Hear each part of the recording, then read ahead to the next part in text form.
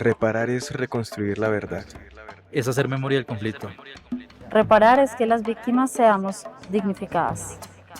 Reparar es devolver las cosas a su estado original. Reparar es que no se repitan esos hechos. Esto es Hechos que Reparan. Historias de vida, oferta institucional, relatos, temas de interés. Hechos que dan cuenta de la reparación integral de las víctimas. Sintoniza Hechos que Reparan, un programa de la Unidad para las Víctimas. Linda tarde para todas las personas que nos escuchan en los diferentes territorios de Colombia. Arrancamos esta semana especial, semana de eclipse solar, una semana bien particular. Laura, nuevamente un gusto estar contigo acá en Hechos que Reparan, un programa de la Unidad para las Víctimas. Hola Diego, un saludo para ti y para todas las víctimas del conflicto armado. Quería arrancar este programa resaltando lo que ocurrió la semana pasada en la Plaza de Bolívar de Bogotá, donde el ministro de Defensa Iván Velásquez y el presidente Gustavo Petro ofrecieron excusas públicas a nombre del Estado por los asesinatos de civiles a manos del ejército, conocidos como falsos positivos. Las víctimas exigieron avanzar en el establecimiento de responsabilidades de altos mandos militares. Pedimos perdón a ustedes, madres, padres, hermanos, hermanas, esposas, hijos, hijas, familiares y a toda la población por los reprochables hechos de desaparición forzada y posterior muerte en condiciones de indefensión que luego fueron reportadas falsamente como muertes en desarrollo de operaciones militares. Estas fueron las palabras con las que el ministro de Defensa, en un hecho histórico, les pidió perdón a las familias de 19 jóvenes de Soacha y Bogotá, asesinados entre 2007 y 2008 bajo la práctica de los mal llamados falsos positivos.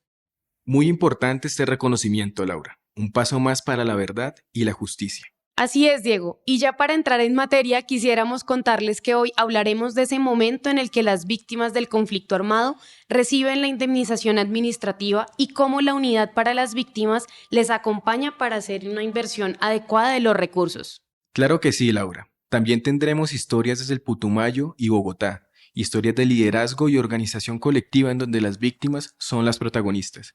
Les damos nuevamente la bienvenida a Hechos que Reparan.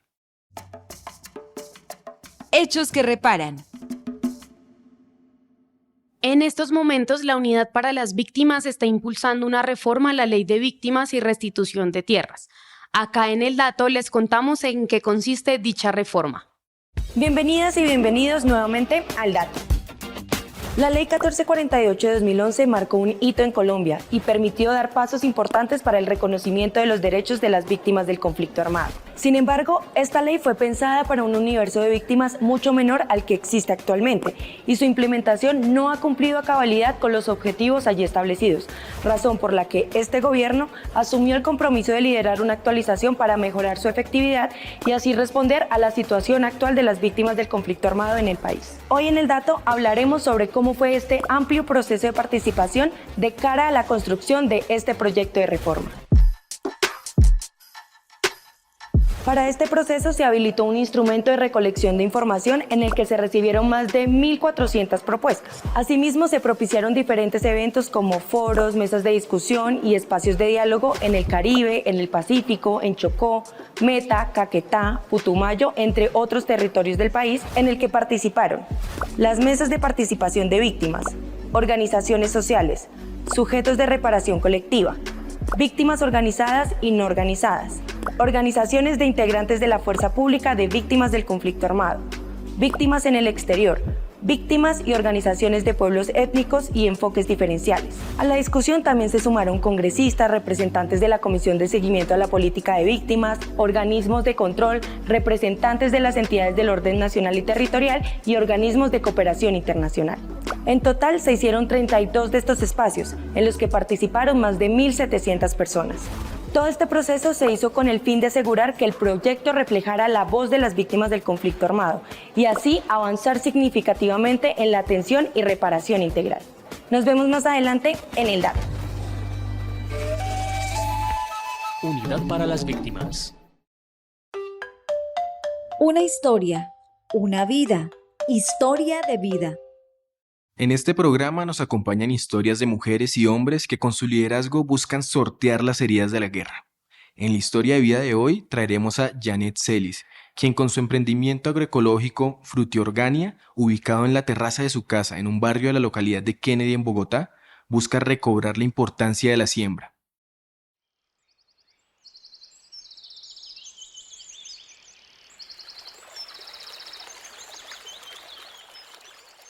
Estos sonidos de la naturaleza son propios del departamento de Putumayo, un territorio rico por su biodiversidad, que lamentablemente ha sido escenario de la guerra. En ese escenario vivió Janet Celis, una mujer campesina que debió salir de su territorio 23 años atrás. Yo soy víctima del conflicto armado, somos desplazados de Putumayo, Puerto Asís, Vereda del Águila, ahí en el Mansoyá. Somos desde el 2001, estamos desplazados. Llegamos acá, perdí un hijo, no tengo esposo, pues el papá de mis hijos también me dejó. Y he sacado pues adelante mis hijos siendo emprendedora. Janet recorrió más de 500 kilómetros desde la tierra que la vio nacer para llegar a Bogotá. Las cosas materiales no importaban. Lo más importante es que estaba junto a su familia y sabía que en sus manos estaba la oportunidad de volver a empezar, de volver a sembrar una nueva vida. Soy una mujer emprendedora, muy bendecida. Tengo mis manos bendecidas porque todo lo que he hecho me ha ido súper bien. Mis plantas, todas las cosechas que he tenido ha sido excelente, gracias a Dios. Entonces, soy una mujer muy emprendedora y soy muy amiga, muy amable. Me gusta compartir, me gusta ayudar a mis compañeras, pero yo soy la representante legal de la asociación para ayudar a un grupo de mujeres que como yo tuvimos depresión, que como yo perdimos seres queridos, y enseñarles que esto le quita a uno cualquier estrés, depresión, mal genio que uno tenga, uno llega acá y todo esto se le quita. Esto da alegría. Orellanas, lechugas, mostazas, entre otras plantas, hacen parte de la cosecha que germina en la terraza de su casa, ubicada en la localidad de Kennedy, al suroccidente de la capital del país. Esto se llama Frutiorgania. Mi emprendimiento nació hace más o menos 15 años, aquí en Bogotá. Empecé estudiando en la escena agricultura urbana, cultivo de hongos comestibles, y empecé con este emprendimiento. De aquí pues vivo y de aquí como y sostengo mi familia. Mi emprendimiento me ha gustado mucho porque en él me entretengo, ha sido una gran terapia para mí, para restablecer lo que es mi espíritu y mi alma, encontrarme conmigo mismo y saber qué era lo que a mí me gusta. Me gusta emprender de esta manera, sembrando. Siembro hortalizas, siembro hongos, siembro frutales. Me gusta sembrar. Janet le pone música a las plantas. Ella asegura que las anima con rock en español y continuamente les habla. No hay día que no les diga que están hermosas. Sus manos, las mismas que labraban la tierra en Puerto Asís, Putumayo, hoy siguen sembrando con el poder transformador. El poder transformador de nosotros, las víctimas, está en aprovechar las oportunidades que nos dan, que nos ofrece la vida, en estudiar, en ser emprendedores, en ser exitosos y ganadores. Y gracias a la unidad víctima porque ellos me han dado los espacios para comercializar mis productos, no solamente a mí, sino también a las compañeras, y para el apoyo articulado con unos convenios, y nos han dado esta estructura. Entonces aquí pues he podido ya sembrar las cositas y aparte de eso me ayudan con la comercialización. Una iniciativa territorial que tiene impregnado el aroma del campo y las memorias del Putumayo, territorio donde están registradas 284.685 personas que han sido afectadas por la guerra, como Janet, quien comparte su mensaje a la sociedad.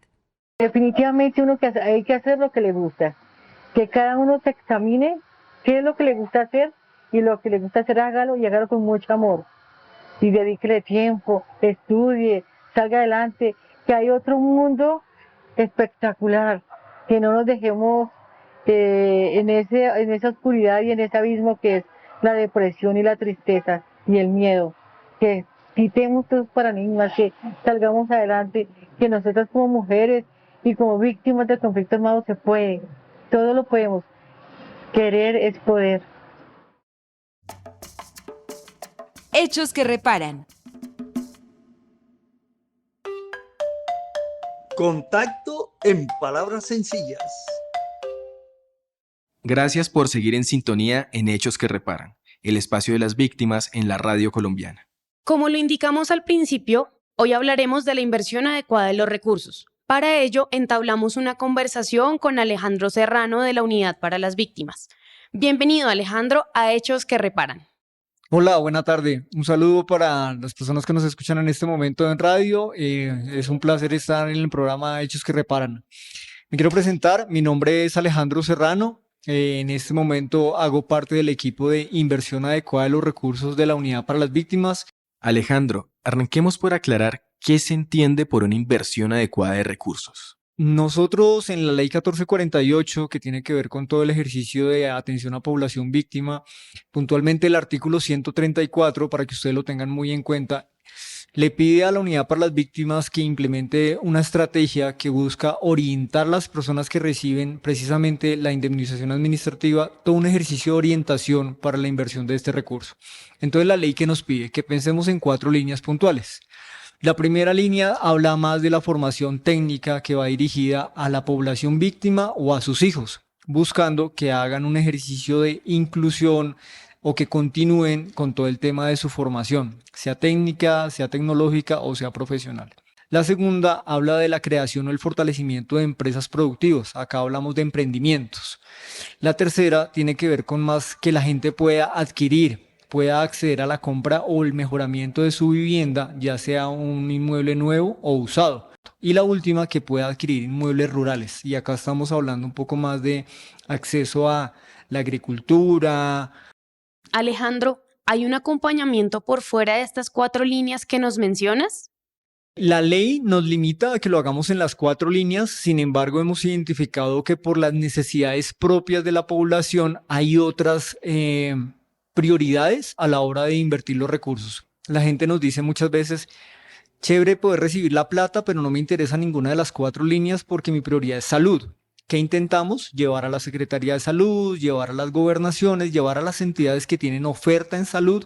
Cuéntanos, Alejandro, ¿en qué consiste la voluntariedad para acceder al acompañamiento que brinda la Unidad para las Víctimas en materia de inversión adecuada de los recursos? Súper, qué buena pregunta. Mira, lo que nosotros buscamos es que intentamos llegar a toda la población que recibe la medida de indemnización, siempre y cuando la persona tenga la voluntad de acceder a esta información.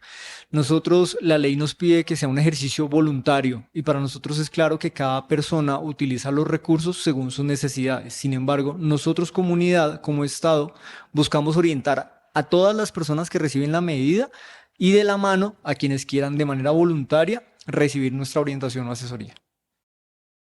Alejandro, para esas personas que pronto van a recibir su indemnización, cuéntenos un poco cómo es ese acompañamiento en las jornadas de entrega de cartas de indemnización. Cuando nos contactamos con la población y le informamos que lo vamos a invitar a un espacio en donde lo vamos a notificar para la medida de indemnización, y esto en palabras sencillas es que firme la carta en donde consta que puede ir al banco a recibir el dinero por concepto de indemnización, lo que hacemos en ese mismo espacio es orientar, acompañar, asesorar. ¿Y a qué me refiero con esto? Empezamos a conversar con la población intentando identificar con ellos si ahorran, cuáles son sus sueños, cuáles son sus metas, qué planean hacer con ese dinero de la indemnización, y allí empezamos a hacer un ejercicio con ellos de construcción para intentando identificar cuál es la mejor opción para la reconstrucción o el mejoramiento de su proyecto de vida. Identificar sueños, identificar metas, enseñar unos tips básicos de ahorro y de educación financiera para que este recurso que está recibiendo la población sea utilizado de la mejor manera posible, en el entendido que nosotros orientamos en 4 líneas, pero cada persona toma decisiones propias frente a cómo va a invertir este recurso, y eso sí es importante que quede claro. Alejandro, pero hay algo que no me queda muy claro. Si hay una inversión adecuada, ¿habría una inversión no adecuada? ¿Cómo diferenciar ambas? Es una pregunta súper pertinente porque mira que nos ha pasado en muchos espacios y es que empezamos a hablar con la población y nos preguntan cuál es la diferencia entre invertir y gastar. Y es acá donde precisamente hacemos ejercicios con la población para que ellos nos cuenten un poco en qué les gustaría invertir los recursos pensando, planeando, proyectando para ellos y para su familia y que impacte a corto y a mediano plazo frente a cómo va a invertir este recurso. Y yo te voy a poner un par de ejemplos que uno podría decir en el entendido, esa es una mala inversión, pero te lo voy a explicar. Nos hemos sentado con jóvenes que nos dicen, vea, yo voy a invertir en una moto. Y nosotros les decimos, ¿y por qué en una moto? Y nos dicen, porque la moto la voy a poner a trabajar. Uno, para hacer servicios en moto y dos, la voy a poner a servicio para domiciliario. Si tú lo ves, en un primer momento uno podría decir, una moto es un gasto, no es una inversión. Pero cuando entiendes por qué la necesidad de la persona y cómo lo va a poner a trabajar a su favor o a favor de su familia, volteas un poco el ejercicio. Nos ha pasado de jóvenes que nos dicen, yo me quiero comprar un PlayStation, un Xbox, cualquier consola de juegos. Y le decimos, ¿pero para qué una consola de juegos? Dicen, es que no es para mí, la voy a poner a rentar, la voy a alquilar, la voy a poner y la voy a pegar a un televisor y se la voy a alquilar a los niños del barrio y voy a generar una ganancia. Entonces, es donde empiezas a entender un poco cómo desde la perspectiva de cada persona, el hacer una inversión le puede generar alguna ganancia, algún beneficio que para ti puede ser un gasto, pero para él es una inversión. Gracias, Alejandro, por tu compañía. Nos queda mucho más claro las diferentes maneras que existen para invertir los recursos de la indemnización administrativa. Ya para despedirnos, ¿quisieras enviarles un mensaje a las víctimas? Queremos hacerles una invitación para que ustedes vayan planeando, vayan soñando, piénsense un poco en el momento que reciban la medida de indemnización, qué uso le van a dar a ese recurso. Empiecen un poco a soñar, a planear, a proyectar cómo invertirían ese recurso de la mejor manera para que ustedes, para que sus familias tengan una mejor calidad de vida. Entonces es una invitación que les dejamos desde la Unidad para las Víctimas. Fue un placer poder acompañarlos el día de hoy. Nos escucharemos en el siguiente espacio. Muchas gracias. En Hechos que Reparan llegó el momento de ir a las diferentes regiones del país. Desde la unidad, información de primera voz. El Valle del Cauca sigue avanzando en la entrega de cartas de indemnización administrativa. Se espera que durante este mes de octubre lleguemos a 1.719 personas con esta medida de reparación. Las jornadas están llegando a municipios como Buenaventura, Tuluá, Buga y esta semana es el turno de Cali, donde han sido convocadas 841 personas para la entrega de sus cartas de indemnización. Cerca de 70 miembros de la familia Caizales participaron del acto público de reconocimiento de responsabilidad internacional en el caso de Luis y Leonardo Caizales Dogenesama. 23 años después, el Estado colombiano, a través de la Agencia Nacional de Defensa Jurídica, reconoció su responsabilidad internacional por estos hechos luego de un proceso de concertación con la familia.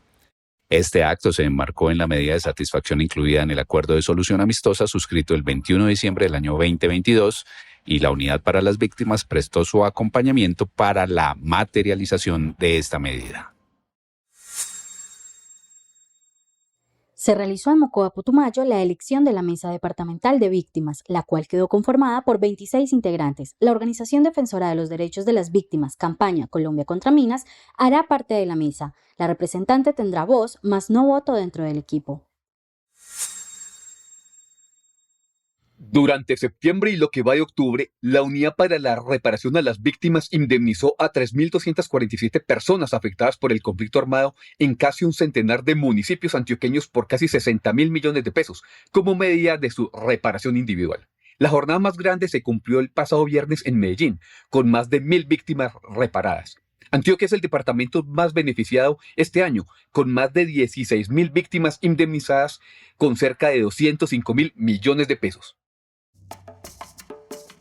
Hechos que reparan. El proceso colectivo que queremos resaltar hoy es el resguardo indígena Inga de Yunguillo, que se encuentra entre Putumayo y Cauca.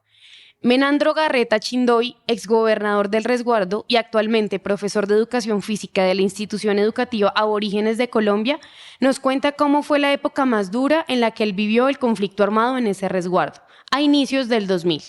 Habla de cómo ha sido el proceso para superar el conflicto armado desde la organización política del resguardo y desde la educación. Momentos, juntanzas, encuentros.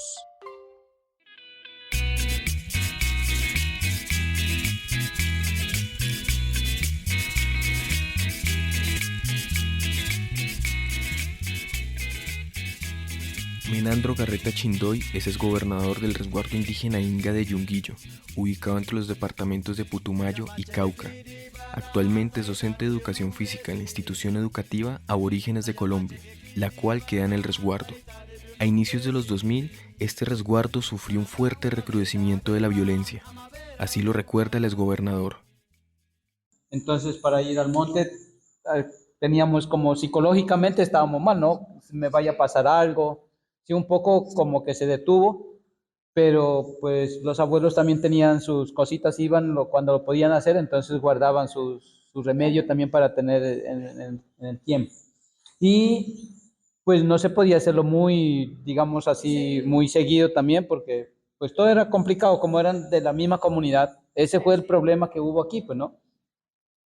Porque jóvenes de aquí mismo se fueron al ejército y jóvenes de aquí mismo estaban en la guerrilla.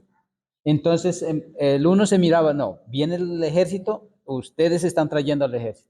Entonces se iba el ejército, llegaba la guerrilla, ustedes están trayendo. Entonces fue como un conflicto interno, se programó acá, y eso también fue la afectación, pues, ¿no? Entonces fueron desplazándose, pues el del ejército dijo, no, pues yo me tengo que ir, ¿sí? O el de la guerrilla también, entonces cogió otro camino, tenía que ir. Se fundaron otras nuevas comunidades desde acá, pues, que tenemos. Ahora ahí en Mocoa nomás hay José Homero, ¿sí? Pero otros se fueron para otras comunidades, ¿sí? Para otras comunidades.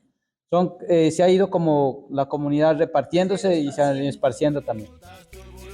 Sin embargo, a pesar del impacto de la guerra, la comunidad del resguardo de Yunguillo logró superar el conflicto armado y organizarse.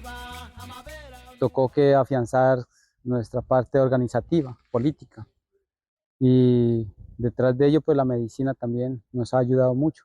Entonces fue eso lo que nos pudo ayudar a superarnos de este gran conflicto que pasamos y que vivimos, ¿no? Para Menandro Garreta Chindoy, esa recuperación del conflicto no solo se debe a la organización política, sino también al fortalecimiento de su proceso cultural como pueblo inga. Visto con el traje Hechos que reparan. Cultura, que es nuestra cusma y nuestra chumbe, el ciñidor y la pañoleta. Eso en el 2006 yo lo hice ante la iglesia cuando estuve adquiriendo mi matrimonio y dije que de aquí en adelante debemos empezar a fortalecer nuestro proceso cultural. Y uno, para diferenciarse de la demás sociedad, es el traje también.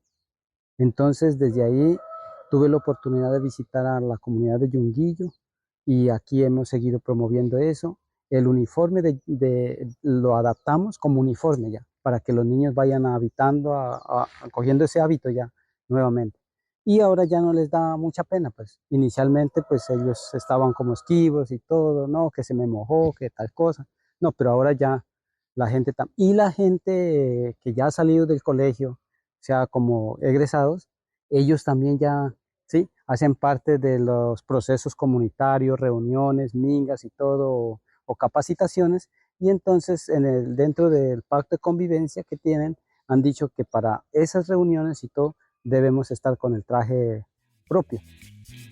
Si bien el resguardo de Yunguillo tiene necesidades económicas y infraestructura, Menandro Garreta Chindoy ahora lo ve como un paraíso, y en los niños y niñas del resguardo ve el talento de su comunidad. Estamos en un paraíso, yo me he dado cuenta que aquí estamos muy bien, pues, ¿no? Digamos así, de cuestión de... sí, estamos aquí fortaleciéndonos también y todo, y me ha parecido muy bonito, pues, ¿no? Ya todo esto y los apoyos que vienen también desde el gobierno, y por eso digo, muy bonito que ustedes hayan venido a conocer el territorio, para que puedan hablar con mucha propiedad también y puedan exponer las necesidades que ustedes mismos, no que nosotros lo digamos, sino que ustedes también se dan cuenta que estamos diciendo verdades o mentiras también, sí. Hay mucho talento de los niños, hay mucho talento de los niños. Vamos viendo a ver si Dios nos da vida y como moldeándolos también, animándolos, para que ellos puedan tener opciones, ¿no? De salida, de trabajo, de estudio también.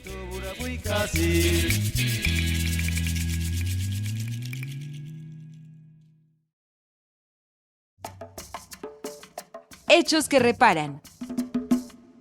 Lastimosamente hemos llegado al final de este episodio.